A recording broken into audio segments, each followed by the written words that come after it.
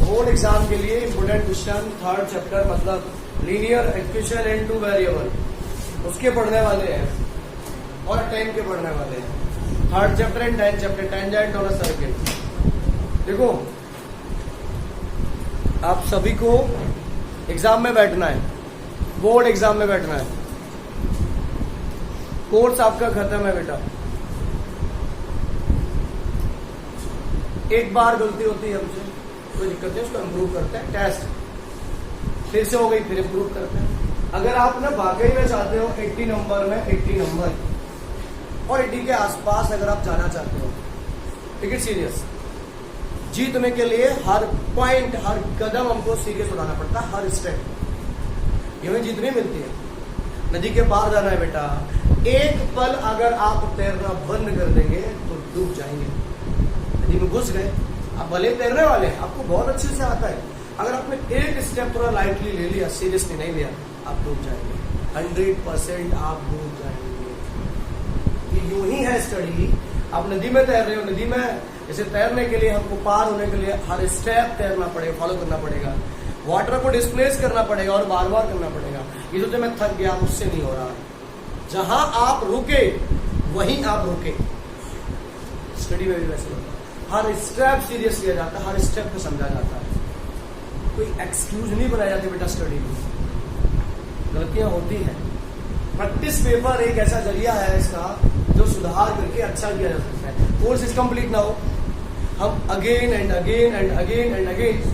कैसे होगी गलतियां, कब तक होंगी गलतियां, ये थिंकिंग रखिए ना अपनी आप, और हर बार इम्प्रूव करिए। इस बार मेरी ये मिस्टेक हो गई, इस बार ये मिस्टेक, नोटिस करिए, और अगली बार एक नई ऊर्जा के साथ, नए जोश के साथ एग्जाम दीजिए कि हर एक दिन न्यू होता है, नई एनर्जी का होता है, नई जोश का होता है, नए कटेरिया का होता है। बट हम अगर थिंक करते हैं तो स्टडी करना बड़ा सरल है, टफ नहीं है। ऐसा नहीं बोलूंगा कि स्टडी करना बहुत बड़ा कुछ नहीं है, सरल है। हमारे पास अगर कंसिस्टेंसी है, हम सोचते हैं मैं नंबर क्यों कटे, चलो this is my mistake, I accept it and next exam I will try to do and gain the marks in the exam to complete और टू अचीव अवर गोल। मैं अगली बार एग्जाम दूंगा, ये मेरी मिस्टेक है। जिस बच्चे ने ये गलती करी और गलती से सीखा, वो बच्चा जीतता है, वो जीतता है। देखो हारता तो कोई नहीं, मेरा डायलॉग है ना, या तो इंसान जीतता है या सीखता है। हार से सीखिएगा, आपके नंबर का वाइस सीखिए, अगली बार अच्छा करिए। और बोर्ड एग्जाम में अच्छा करने के लिए जरिया है कि आप प्रैक्टिस पेपर बार बार करिए, बार बार करिए, 1000 बार करिए, बार बार करिए, बहुत बार करिए, कई बार करिए, तब तक करिए जब तक आपको सीख ना आ जाए, समझ ना आ जाए। जिंदगी है, स्टडी हमारी, सुधारिए उसको। इसके पास जाना है बेटा, कई बार करिए। उन्हीं की बारी है रिवीजन में। मैं बोर्ड एग्जाम के लिए जो इंपोर्टेंट क्वेश्चन लग रहे हैं बेटा, उसको डिफाइन करेंगे, उसको पढ़ाएंगे।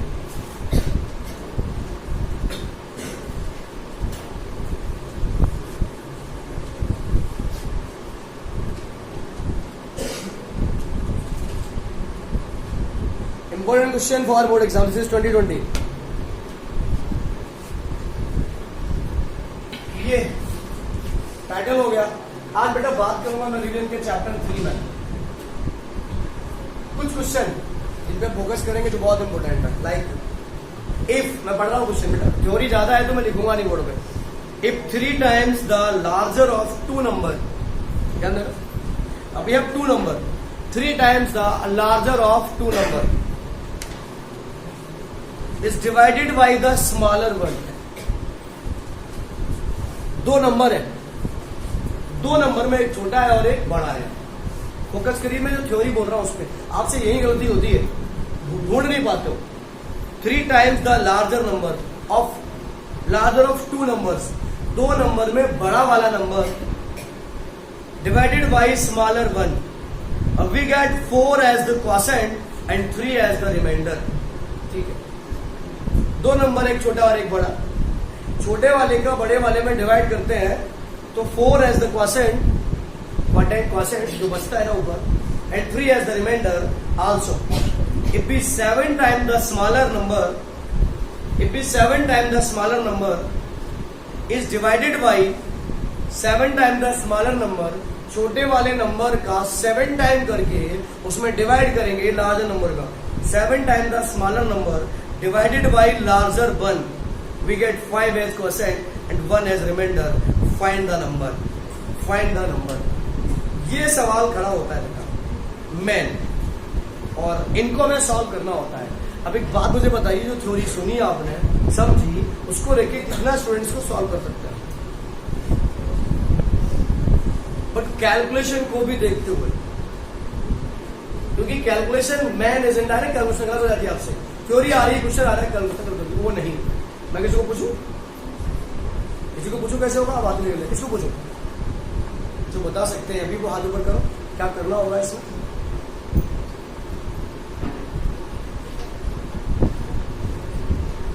बताओ, चलो लेट करेंगे। एक नंबर एक्स, एक बाई, ठीक है, एक स्मॉलर एक लार्जर, ठीक है। 3 टाइम्स स्मॉलर नंबर मतलब इंटू करेंगे 3x, फिर क्या करेंगे? है बेटा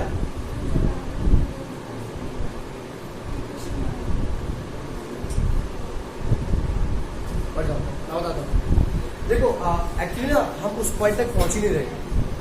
इसमें जो थ्योरम है ना, theorem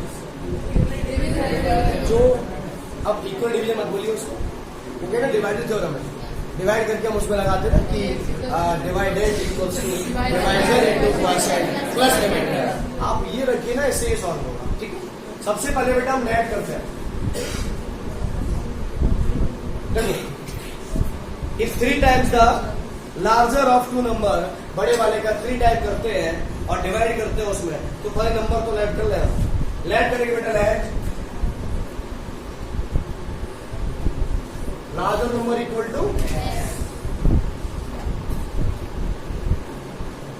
smaller number equal to by. अब जो उसकी कंडीशन है बेटा, उसके अकॉर्डिंग पहले हम ना पॉइंट को यूज करेंगे। We know that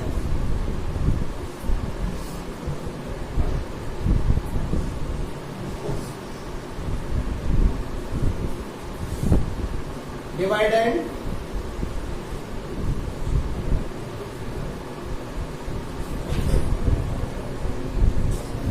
divisor into quotient plus ये थ्योरम। किस लिए? ये तो बता रहे कि वो इतना बचेगा, वो इतना बचेगा, उठा के इसमें सॉल्व करते जाएंगे। अब देखो क्या कह रहा है क्वेश्चन में, and according to problem in question और use of this result in the problem, if 3 times the larger of 2 number, याद है ना बेटा, हमारे पास 2 नंबर है, एक एक्स और वाई, इनमें से बड़े वाले का 3 time,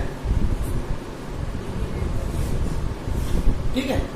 3 times the larger of 2 number is divided by the smaller one, is divided by the smaller one.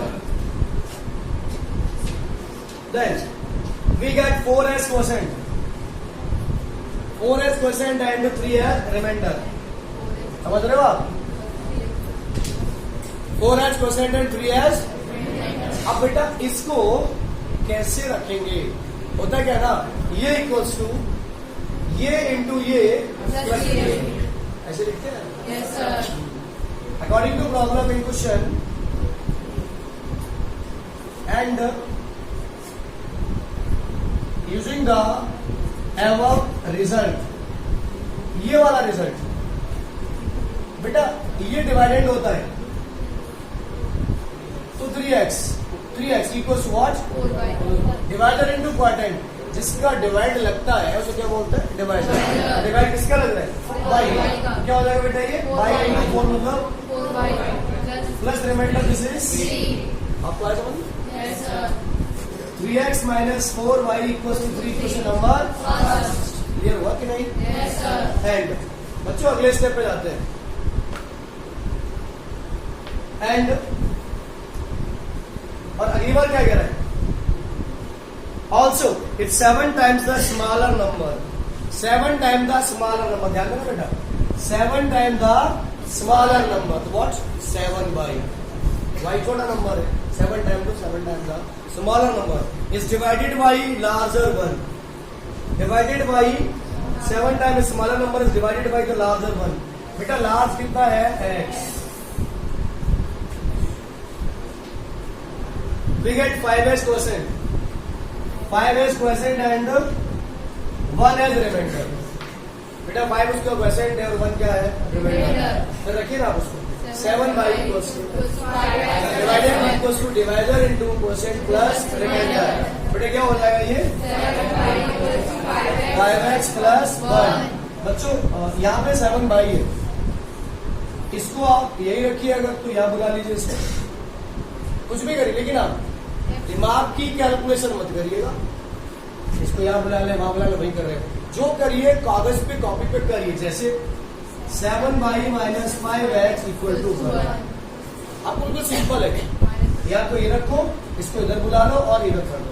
अब इक्वेशन फर्स्ट है, इक्वेशन सेकंड है, आप चाहो तो इसको डाल दो equation second, cross multiplication, substitution, elimination, या जो भी मेथड आपको यूज करना है वो आप इसमें यूज करो, सॉल्व करो। अगर चाहिए कि सर हमें तो एलिमिनेशन करना है, तो इस x को आगे लाना है, तो लिख दीजिए ना इसको आगे लाके -5x plus 7y equal to 1 equation second. और इसके बाद क्या करेंगे, now solve equation first and, आप सॉल्व करो। 3x minus 4y equals to 3 and -5x plus 7y equal to 1। बच्चों इसको एलिमिनेशन से सॉल्व करेंगे, x और y निकालेंगे, और वो पूछ रहा हमसे दोनों नंबर पूछ रहे हैं, क्या आप सॉल्व कर सकते हैं? Yes, sir. कोई प्रॉब्लम है? No, sir.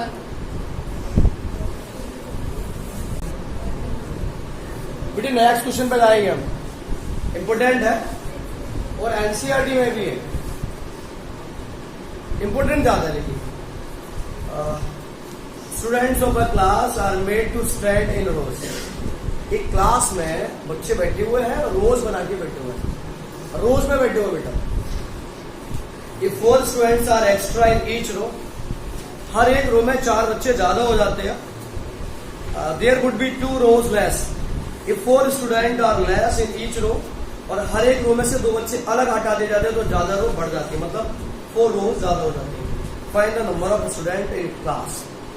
इसके 2 तरीके होते हैं, उनमें से आप जो मैं बता रहा हूं वही प्रीफर करेंगे, ध्यान, जो मैं बता रहा हूं उसको रट लेंगे, पढ़ लेंगे, समझ लेंगे और वही प्रीफर करेंगे। अदरवाइज आपकी कैलकुलेशन गलत होगी, आपसे आप कितना भी बड़े होशियार और स्मार्ट क्यों नहीं है, अगर आपने उसके अलावा दूसरा किया तो एग्जाम टाइम पे आप निश्चित तौर पर गलत करेंगे।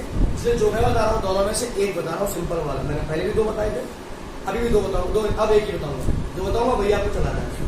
बेटे जब ये देखो आप क्लास में नंबर ऑफ स्टूडेंट है, देखो मैं इसको समझाता हूँ यहाँ पे 1 2 3 4 5 6 7 8 9। मान लीजिए एक रो में बेटा 9 स्टूडेंट है, और अभी 1 2 3 4 5 6 7 8 9, 1 2 3 4 5 6 7 8 9। सपोज दैट हमारे पास ये रो है 3, और हर एक रो में कितना स्टूडेंट है 9। बेटा 3 रो है, सॉरी 3 कॉलम है, 3 कॉलम है। रो देखो आप, रो ऐसी होती है ना, उसके अकॉर्डिंग कंप्यूटर के जो कैल्क है उसके अकॉर्डिंग ये रो है 1 2 3 4 5 6 7 8 9। बेटा कितनी रो है 9 रोज, और हर एक रो में कितने बच्चे हैं 3 हॉरिजॉन्टल रोज होती है, ज्यादा कितनी रो है ये 9 रोज है। 1 2 3 4 5 6 7 8 9 रो है। कितने कॉलम है 3 कॉलम है।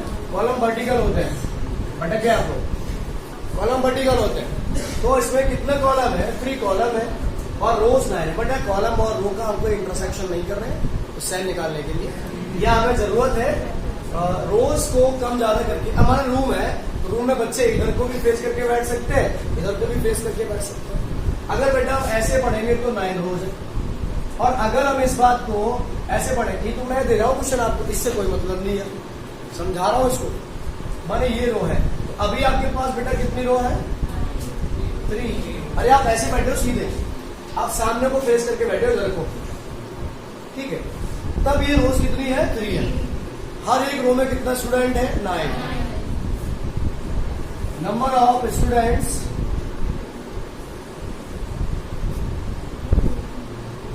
इक्वल टू कितना बेटा? 9। तो टोटल स्टूडेंट कितना हो गए? 3 into 9 equals to 27। ये बात क्या किया? रो का नंबर ऑफ स्टूडेंट जो दिखा है ना, एक रो में जितने बच्चे हैं उससे मल्टीप्लाई। अगर ये बोल रहा है हर एक रो में से, ध्यान से समझना, ध्यान से, हर एक रो में से 3 स्टूडेंट कम कर दिए जाते हैं बेटा। हर एक रो में से 3 स्टूडेंट कम कर दिए जाते हैं, ध्यान देना आप। हर एक रो में से 3 स्टूडेंट कम कर दिए जाते हैं, तो एक रो बढ़ जाती है। ऐसे मान लीजिए आप, ज्यादा हो जाएगा जो भी है, 1 2 3 4 5 6, या और कितनी बढ़ेगी? कम कर दिए, कितने हटे थे यहाँ से? 9 हट गए। 9, 2 बच्चे एक्स्ट्रा और आ जाएंगे, ये और आ जाएंगे। अब ठीक है, मान लीजिए यहां से हर एक बार इतने बच्चे हटा दिए तो रो बढ़ गई। जब पीछे से बच्चे कम करेंगे तो एक रो आगे बढ़ेगी ना। और आपने कह दिया चलो हटे यहां से, ये आगे वाले हटाओ, आ जाओ पीछे जाओ, या तो ये वाला लाइन खत्म करो, क्या करें सर? यहां जाओ। ये आपको समझना मेन बात। जब एक रो में स्टूडेंट जितने भी हैं, पहले 10 है, अब कह रहा है कि रो घट रही है, रो घट रही है, इसका मतलब क्या है? स्टूडेंट उस रो में क्या हो रहा है? बढ़ रहे हैं। क्वेश्चन में समझना, the students of a class are made to stand in rows if 4 student are extra in each row. इसके लिए सबसे पहले हमें लेट क्या करना होता है? वो लेट वाले को संभाल के करना है। आपको लेट करना है बेटा नंबर ऑफ रोज और number of student in each row, तब सही होगा ये। अगर आपने नंबर ऑफ रोज और नंबर ऑफ स्टूडेंट लेट कर लिया, सही हो सकता है, बट कैलकुलेशन बहुत बड़ी हो जाएगी। लेट करेंगे बेटा number of rows equal to x and number of student in each row equal to y. हर एक रो में कितना स्टूडेंट है? बाई। अभी मैंने बोला हर एक रो में कितना स्टूडेंट था? 9, और रो कितने थी? 3, तो टोटल स्टूडेंट कितना हो गया? 27। यहाँ पे बेटा total number of student x into by. क्यों? एक रो में 5 थे, 15 आपके पास रो थी, तो स्टूडेंट कितने हो गए? 75। वही है। अब अगर इसकी कंडीशन है उसके अकॉर्डिंग, केस फर्स्ट कह सकते हो बेटा according to problem, when there are 4 more student in each row. हर एक रो में 4 स्टूडेंट ज्यादा है। The student of a class are made to stand in a rows if 4 student are extra in each row. बेटा ध्यान देना, 4 student, अब देखो नंबर ऑफ रोज कितनी है? एक्स है। यहां पे कह रहा है 4 student are extra in each row. एक रो में कितने बच्चे हैं अभी? 22। अब और कितना बढ़ जाएगा? 4 बढ़ जाएगा। If 4 student extra in each row, तब बेटा एक रो में कितने स्टूडेंट होंगे? Then number of student in by plus 4। क्या हो गया आप लोगों को? बोल क्यों नहीं पा रहे? अभी एक रो में कितने बच्चे हैं? 22। 4 बढ़ेंगे ना, क्या होगा? 5 प्लस 4, इतना हो गया क्लियर? Yes sir. अभी बेटा इस कंडीशन के साथ में रोज का क्या होगा? मैं पूरा थ्योरी लिख दे रहा हूँ यहाँ पे, अगली स्टेप पे थ्योरी लिखूंगा, आपको डायरेक्ट बता दूंगा क्या करना। Number of student in each row equal to 5 plus 4 and ऐसी कंडीशन में बोल रहा है 4 students are occupied in each row. There would be 2 rows less. पहली रो कितनी थी? x. अब कितनी होंगी? x minus 2. यानी बेटा and number of rows equal to x minus 2. आ गया? Total number of the student. इनका से क्या होता है? 5 plus 4 into x minus 2. समझ में आया इतना? Yes, sir.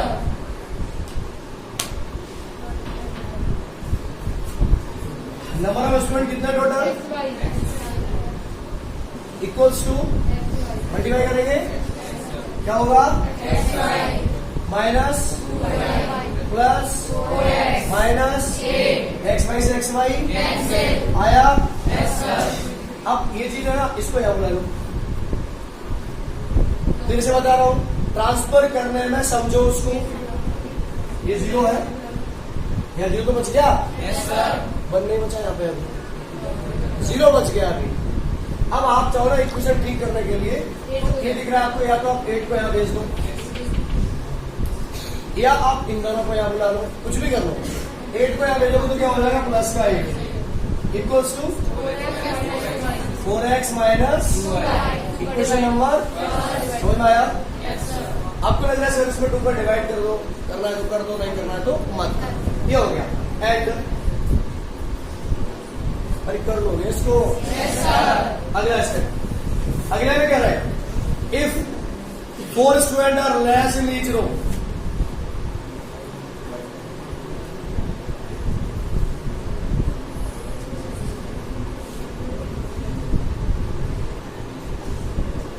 आपको क्या करना पता है? Then number of student in each row. अरे पहले कितने थे? 22। अब कितना कम हो जा रहा है? कितना हो जाएगा? 22 माइनस 4 आ रहा है आपको? Yes, sir. Then number of student in equal to कितना? 22 माइनस 4 एंड। अच्छा, जब स्टूडेंट घटेगा हर एक रो में तो रो क्या होगी? बढ़ेगी। And 4 rows more, there would be 4 rows more. तो कितनी रोज बढ़ जाती है? 4। पहले कितनी है? अब कितनी हो जाएगी? And rows equal to x plus. Now total student, फिर से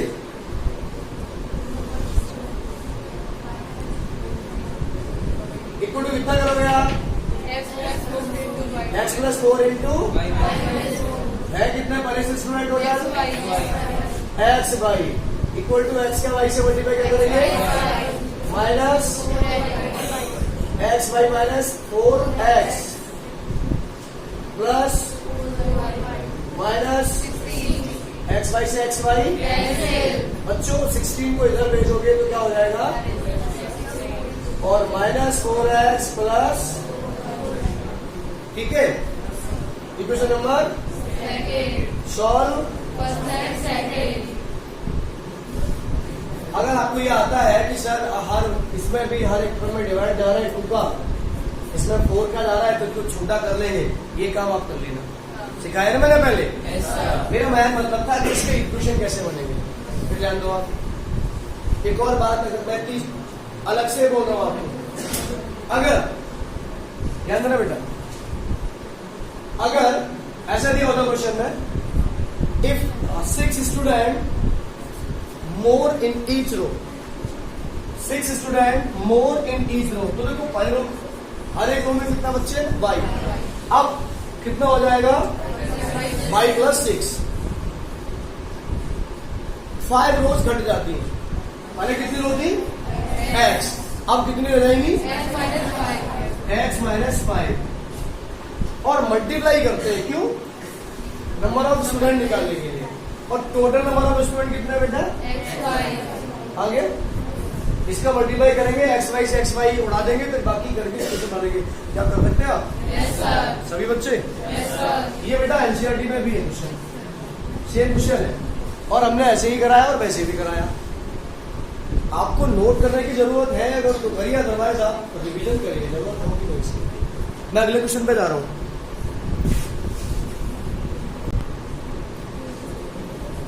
आज का नेक्स्ट क्वेश्चन, एक और क्वेश्चन बच्चों उस पर देखिए, ध्यान दीजिए। A man invested an amount at 12% per annum simple interest and another amount at 10% per annum simple interest. It may be simple interest on one amount and compound interest on another amount or compound interest on both amount. Question समझिए आप, super important question theory है, बड़ी question है। Question 4 number में आएगा, section D में आएगा, second last question आएगा, सेकंड लास्ट या थर्ड लास्ट 4 चैप्टर से होगा। वो डिस्टेंस टाइम का हो सकता है, यहाँ से कोई हो सकता है, बट उसको हम हल्के में नहीं ले सकते। कैलकुलेशन को खींचने वाला क्वेश्चन होगा और उससे संभव है कि बेसिक पेपर में, बेसिक वाले में इजी आ जाए, फ्रैक्शन का आ जाए, एज का आ जाए, बट स्टैंडर्ड में तो इधर ही से आएगा। Man invested an amount at 12% per annum simple interest and another amount at 10% per annum simple interest. दो अमाउंट पे ब्याज लगाता है, 12% और 10%. He received an annual interest. He received an annual interest Rs 2,600. But if he had interchanged the amounts invested, he would have received Rs 140 less. What amounts did he invest at different rates? What amount, उसने कितना amount invest किया different rate पे, 12% पे कितना दिया, 10% पे कितना दिया, वो अमाउंट उसको निकालना है। पहले उसके पास कितना था, अलग अलग और इवन कह सकता है कि टोटल अमाउंट उसके पास कितना था, ये सवाल कर सकता है। चलिए क्वेश्चन आपको समझ में आ गया। How many students can solve this question? Calculation है, सरल भी है। चलिए बेटा, और आप इन्हीं के लिए चलते ना कि रिवीजन जरूरी है, इन्हीं के लिए रिवीजन। क्वेश्चन पे ध्यान दो। एक आदमी ने बेटा दो अमाउंट दिए, मैं मानता हूं कि उसके पास एक अमाउंट है, मान लीजिए बेटा ये जीरो नहीं है, ये मैंने इंडिकेट कर दिया, और एक अमाउंट है बेटा ये अमाउंट मैंने बना दिया। वो बोलता है इस पे मैं 10% की ब्याज लगाऊंगा, बोलता है इस पे 12% की ब्याज लगाऊंगा। ब्याज समझ ना, अमाउंट कुछ भी है, इस पे 10% की अमाउंट, 10% का इंटरेस्ट, इस पे 12% का इंटरेस्ट। आपको पता है इंटरेस्ट लगाते हैं तो पैसा बढ़ के आता है। तो इसको बेटा इस अमाउंट पे जो ब्याज प्राप्त हो रही है, ब्याज बोले तो ब्याज नहीं, ब्याज इंटरेस्ट, व्हाट इंटरेस्ट, इसको बेटा जो इंटरेस्ट इस पे मिल रही है वो और इस पे मिल रही है वो, एक साल की इंटरेस्ट का दाम उसका 2,600 रुपया हो जाता है, इंटरेस्ट का रुपया। ये अमाउंट कितना था मालूम नहीं, ये अमाउंट कितना था मालूम नहीं, लेकिन इस अमाउंट की जो इंटरेस्ट है वो प्लस इस अमाउंट की इंटरेस्ट है वो इक्वल टू कितना हो रहा है, 2,600। Equation number first. अब आपको जरूरी क्या पता है, इस अमाउंट पे सर इंटरेस्ट निकाल लो, इस अमाउंट की इंटरेस्ट निकाल लो, ये इंटरेस्ट प्लस ये इंटरेस्ट इक्वल टू 2,600। आई बात समझना आपको।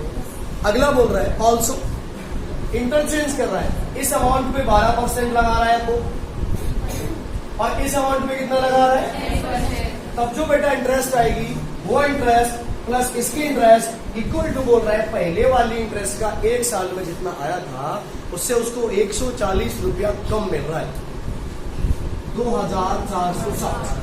Equation number 2। Now solve first and second. X y निकालना है हमको। पहला अमाउंट एक्स है, दूसरा अमाउंट वाई है। बात को समझे आप? अब इसको थोड़ा सा बेटा इज्जत दे दो क्वेश्चन को, जैसे मांग रहा हमसे उसके हिसाब से। लेट्स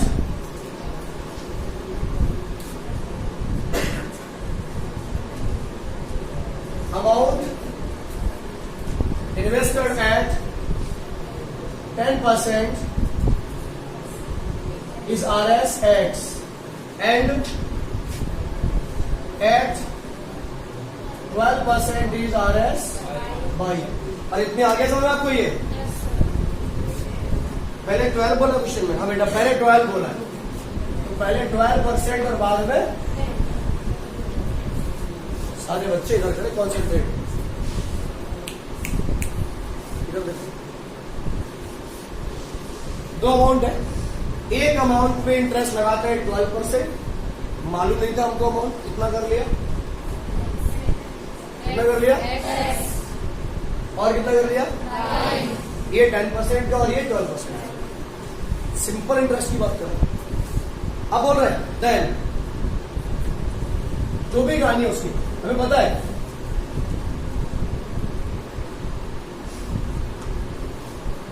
बेटा इंटरेस्ट पूछ रहा है इसमें